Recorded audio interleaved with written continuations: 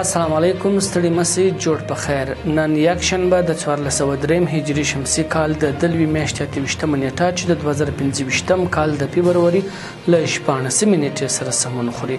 له سکون رادیو ویپاڼې او خال رسنیو څخه مو د نن ورځې لنډ او مهمو خبرونو ته حافظ احمد نصرت ترکلی.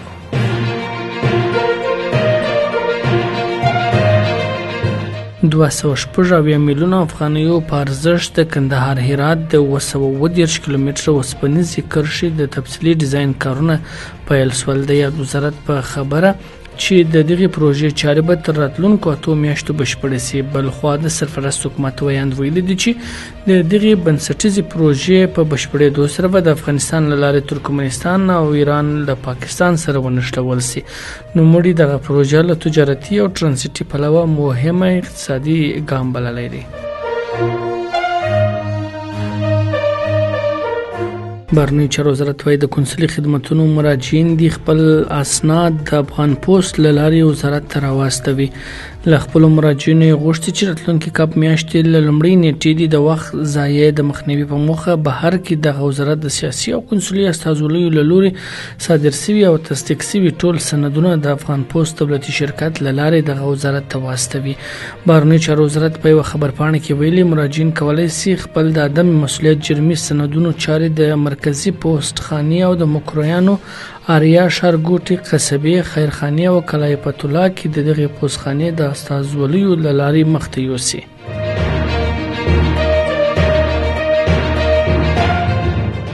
د لوګرپوهنې ریاست نوي ښوونیز کال لپاره د 18,000 زده کوونکي جذبوي. د لوګر د پوهنې ریاست مسؤلین وایي راتلونکي 1404 لمریز کال کې به شاوخوا 18,000 نوي زده کوونکي د دغه ولایت په ښوونځیو کې جذب کړي.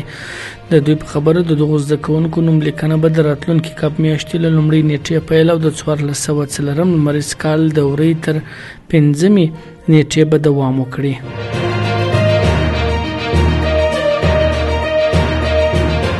مجيب الرحمن د غضنفر پر ځای له ممبئی انډینز سره لوبیږي.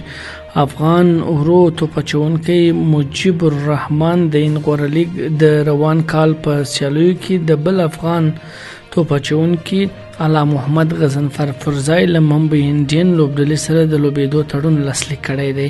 علا محمد غضنفر د ټپ له امله د اتلانو جام په راتلونکي سیالیو کې د افغان لوبډلې له لومړه بهر شوی دی.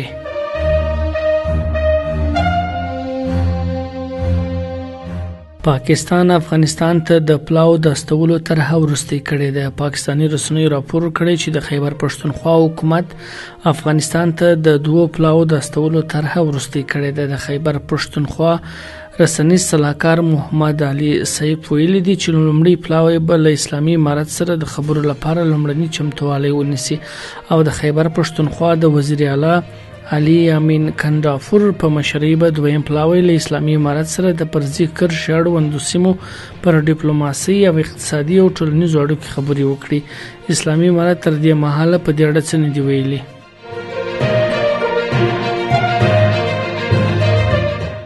دا د نن ورځې لنډ او مهم خبرونه. تر بیا د الله په امان.